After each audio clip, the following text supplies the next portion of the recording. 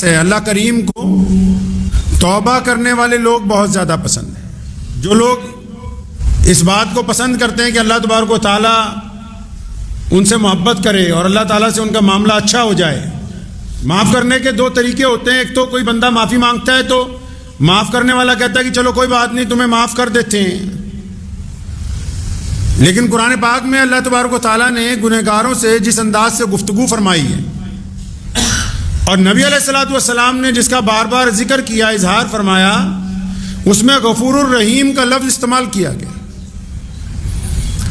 اس کا مطلب صرف یہی نہیں ہے کہ درگزر کرنے والا ہے، رحم کرنے والا ہے، نہیں، بلکہ اس کے معنی یہ ہیں کہ جب تم اپنے رب سے معافی مانگتے ہو، فرمایا جب معافی مانگو گے تو پھر تمہیں اس بات کا اندازہ ہوگا کہ تمہارا رب کتنا زیادہ معاف کرنے والا ہے۔ مطلب تمہارا یہ اندازہ بھی نہیں ہوگا کہ کہاں تک اللہ تبارک و تعالیٰ آپ کو نواز سکتا ہے۔ مورخین نے، محدثین نے، علماء نے اس کے اوپر تشریح لکھی ہے کہ بعض مرتبہ جب کوئی بندہ توبہ کرتا ہے کسی گناہ کے بعد جب کوئی بندہ توبہ کرتا ہے تو اس کا تعلق اپنے رب سے پہلے سے بھی زیادہ، یعنی گناہ سے پہلے جو اللہ سے تعلق تھا، تو گناہ کے بعد جب وہ بندہ اللہ تبارک و تعالیٰ کے حضور توبہ کرتا ہے تو گناہ کے بعد جو توبہ ہے وہ اس انداز سے کرتا ہے، ایسے اللہ کی منت کرتا ہے کہ لکھتے ہیں کہ وہ پہلے سے زیادہ اللہ تبارک و تعالیٰ کے اور قریب ہو جاتا ہے اپنی اس توبہ کی بدولت۔ تو سب سے محبوب عمل یہی ہے، کسی نمازی سے بڑھ کے بھی، روزے دار سے، تہجد گزار سے بڑھ کے ایک بندہ، اور قرآن پاک میں بھی اس کا ذکر ہے، احادیث میں بھی بار بار ذکر ہے، کتنی بار توبہ کر لیں جب تک اللہ نے زندگی دی ہے۔ بہلول دانا بیٹھے ہوئے تھے قبرستان کے دروازے کے اندر، تو خلیفہ ہارون رشید گزرے، پوچھا بہلول کیا کر رہے ہو؟ خلیفہ جب گزرا ایک دفعہ بازار سے تو بہلول پہلے چوراہے پہ بیٹھا ہوا تھا، تو اتفاق سے پوچھا خلیفہ نے، بہلول کیا کر رہے ہو؟ کہنے لگا اللہ کی اور بندوں کی صلح کروا رہا ہوں۔ تو خلیفہ کیونکہ سمجھتا تھا کہ یہ مغضوب ہے، مجنون آدمی ہے، تو مسکرایا اور نکل گیا۔ دوسرے دن پھر گزرا تو بہلول قبرستان کے دروازے پر بیٹھا ہوا تھا، پوچھا بہلول یہاں کیا کر رہے ہو؟ کہنا بس وہی کام جو کل چوراہے پہ کر رہا تھا آج یہاں کر رہا ہوں، اللہ اور بندوں کی صلح کروانے میں لگا ہوا ہوں میں بھائی۔ تو بادشاہ دانشور تھا، اس نے پوچھا اچھا کل چوراہے پہ بیٹھے ہوئے صلح کروا رہے تھے، آج قبرستان میں بیٹھے ہوئے کروا رہے ہو، دونوں میں فرق کیا ہے؟ کہنے لگے بہلول دانا رحمۃ اللہ علیہ، فرمایا کل جب چوراہے پر کھڑا ہو کے اللہ اور بندوں کی صلح کروا رہا تھا تب اللہ مان رہے تھے، بندہ مان نہیں رہا تھا۔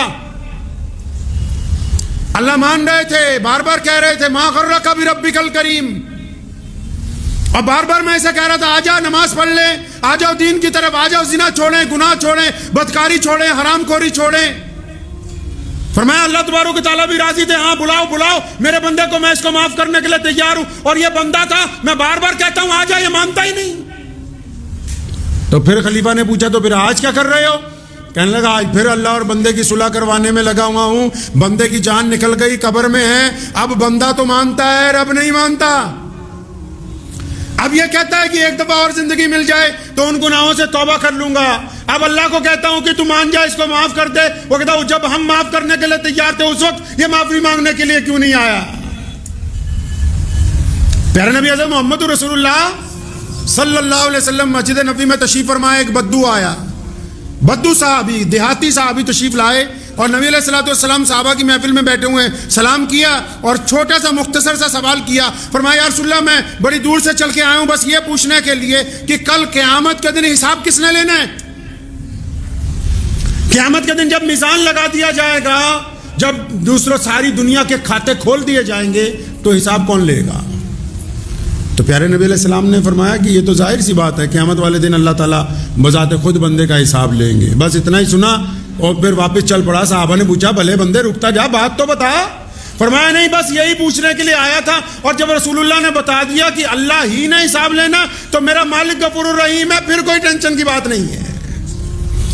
اللہ تبارک و تعالیٰ بھی پھر اپنے بندے کے گمان کے ساتھ ہے، جو بندہ دنیا میں ڈر کے یہ سمجھ کے، لکھا قرآن پاک میں، نبی علیہ السلام نے فرمایا ایک بندہ گناہ کرتا ہے اور اس کے بعد جب معافی مانگنے جاتا ہے فرشتے کہتے ہیں یا اللہ اس نے ابھی کل معافی مانگی، آج پھر مانگ رہا ہے، اب معاف کرنے کے لیے تیار ہے۔ فرمایا دیکھو کچھ ایسے لوگ ہیں، کچھ ایسے بندے جو معافی مانگتے ہی نہیں، لیکن یہ میرا بندہ اس لیے معافی مانگنے آتا ہے کیونکہ اس کو پتا میرا ایک رب ہے جو مجھے دیکھتا ہے، جو مجھے پکڑ سکتا ہے، لیکن اس نے مجھے مہلت دی رکھی ہے، اس لیے جب یہ مجھے مجھ سے معافی مانگتا ہے تو میں اس کو معاف کر دیتا ہوں.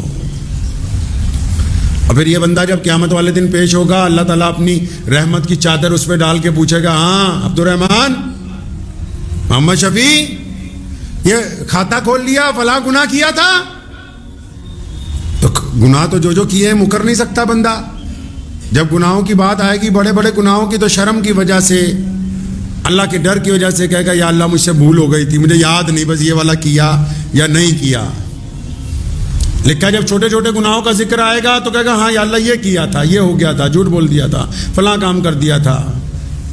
اچھا گناہوں کی گنتی ہونے لگے گی تو اچانک پھر اللہ تبارک و تعالیٰ کی طرف سے فیصلہ سنایا جائے گا, بھی جتنے گناہ اس نے تسلیم کر لیے ہیں ان کو نیکیوں میں بدل دو. تو جب اس کو یہ پتہ لگے گا کہ میرے گناہ نیکیوں میں بدلے جائیں گے, پھر کہے گا یا اللہ رک جائیے, مجھے یاد آ گیا فلاں فلاں بڑے بڑے بھی گناہ کیے تھے, تاکہ وہ بھی اب نیکیوں کے اندر تبدیل ہو جائیں. کہ اللہ تبارک و تعالیٰ غفور الرحیم ہے, معاف کرنے والا ہے, بندے کے گمان کے ساتھ ہے اللہ تبارک و تعالیٰ. ہم کیسا گمان اللہ تبارک و تعالیٰ سے رکھتے ہیں؟ اللہ تبارک و تعالیٰ نے جن کو ایمان کی دولت عطا فرمائی ہے ان کو دونوں نعمتیں ہیں, ان کے لیے جزا بھی بہت زیادہ ہے, لیکن سزا بھی انہی کے لیے. سب پہلے سزا بھی انہی کے لیے. جس کو پولیس کی وردی پہنا دی گئی وہ تو چوری نہیں نہ کر سکتا. اگر کوئی محکمہ جس کے ذمہ لگایا گیا ہو کہ فلاں جگہ کی حفاظت کرنی ہے, اس محکمے کا کوئی ملازم اگر اس چوری کے اندر آ جائے تو پھر 2 سزا ہوتی ہے, ایک تو چوری کی, دوسری اس ڈپارٹمنٹ کی طرف سے بھی کہ بھائی نوکری الگ کر دی جائے, سزا دی جائے, تاکہ بھائی اس کی تو ذمہ داری لگائی تھی. تو اللہ تبارک و تعالیٰ نے جن کو ذمہ داری عطا کی ہو, جن کو سمجھ عطا کی ہو کہ اللہ تبارک و تعالیٰ کی طرف آؤ, اپنے رب کے حضور توبہ کرو, توبہ کرنے والوں میں شامل ہو جاؤ, اب وہ بھی بندے اس طرف توجہ نہ دیں, اس چکر میں لگے رہے کہ نہیں بس کوئی بات نہیں, آج کریں گے, کل کریں گے, کل کریں گے, پرسوں کریں گے, آج کل پرسوں میں. تو اللہ تبارک و تعالیٰ کے میزان کو دیکھیں, اللہ تعالیٰ کی گنتی کو دیکھیں. دنیا میں بچوں کی تعداد زیادہ ہے, پوری دنیا میں بچوں کی تعداد زیادہ ہے. آپ کسی بڑے گھر میں چلے جائیں, گاؤں میں چلے جائیں, تو آپ گلی محلے میں سے گزریں گے تو 40-50 بچے بھاگتے دوڑتے مل جائیں گے. گھر کے اندر جائیں گے تو بچوں کے بعد بڑی تعداد نوجوانوں کی ملیں گی, مرد, عورتیں, اور ان کے بعد اگر اندر جائیں گے تو پھر بڈھوں کی تعداد ملے گی. ہر گھر میں ایک آدھی بڑھیا, ایک آدھا بوڑھا آدمی موجود ہوگا. تو اللہ تعالیٰ کا نظام سمجھ میں نہیں آ رہا. بچے سب سے زیادہ ہیں, بڈھے سب سے کم ہیں, نوجوان درمیان میں ہیں. کیوں؟ یہ بچوں کی تعداد جو زیادہ ہے, نوجوانوں کی ان سے کم ہے. تو یہ اللہ تبارک و تعالیٰ ہمیں سمجھا رہے ہیں کہ دیکھو ہر ایک بچہ جوان نہیں ہوتا, اس لیے جوان بچوں سے کم ہے. اور یہ جو بوڑھے نوجوانوں سے کم ہیں, تو یہ آپ کو سمجھا رہی ہے قدرت کہ دیکھو ہر ایک جوان بوڑھا نہیں ہوتا. کوئی لکھوا کے نہیں لایا کہ میں 100 سال جیوں گا, 90 سال جیوں گا. ہر ایک بچے کو اتنی عمر نہیں ہوتی کہ وہ جوانی کی دہلیز پر پہنچ جائے, اور ہر ایک جوان کے پاس اتنی مہلت نہیں ہے کہ وہ بڑھاپے تک پہنچ جائے. اللہ تبارک و تعالیٰ کے اس نظام کو اگر سمجھیں گے تو پھر ہوش ٹھکانے آ جائیں گے کہ اللہ تبارک و تعالیٰ اپنے بندے سے چاہتے کیا ہیں, دکھا کیا رہے ہیں ہمیں. اللہ نے آپ سب کو دین کا وارث بنایا ہے. لوگوں کے اوپر عزادار نہ بنو, لوگوں کی بے عزتی کرنے والے نہ بنو. اللہ نے جس مقام پر رکھا ہے اللہ کا شکر ادا کریں کہ اللہ ہم جہاں پر ہیں کروڑوں لوگ تو ہم سے نیچے ہیں, کروڑوں لوگ تو ابھی بھی سڑکوں پر سو رہے ہیں, کوڑے کرکٹ میں رزق تلاش کر رہے ہیں, ہسپتالوں میں موت کا انتظار کر رہے ہیں. کیا یہ خدا کا شکر نہیں کہ اللہ تبارک و تعالیٰ نے بہترین زندگی دی, صحت دی, چھت دی, 2 وقت کا کھانا دیا, عزت کی زندگی عطا فرمائی, اس کے باوجود ہم اپنے رب کی طرف رجوع نہ کریں تو پھر کس دن کا انتظار ہے؟ کیا پھر اس دن کا انتظار ہے کہ جب ہم قبر میں چلے جائیں گے اور پھر ہمیں کوئی ہماری لیے دعا کرنے والا بھی باقی نہیں بچے گا؟ یہ دنیا بے وفا ہے میاں. یہ جن کے لیے ٹھگیاں مارتا ہے نا, اس اولاد کو قرآن نے فتنہ کہا ہے کہ جن کے لیے بے ایمانیاں کرتا ہے, تیرے مرتے ہی کہتے ہیں ابا جی کا جنازہ جلدی اٹھاؤ, ان کے کپڑے بھی لے جاؤ, چارپائی بھی لے جاؤ, برتن بھی لے جاؤ. کیوں؟ یہ کوئی بدرو تھی جو تمہارے گھر میں رہ رہی تھی؟ یہ وہی ماں اور باپ ہیں جنہوں نے اپنا خون پلا پلا کے تمہیں جوان کیا. ان کے مرتے ہی ان کے بستر سے بھی نفرت آ گئی, ان کے تکیے سے بھی نفرت آ گئی, ان کی ان پلیٹوں سے کھانے کے برتنوں. یہ دنیا کی حقیقت ہے.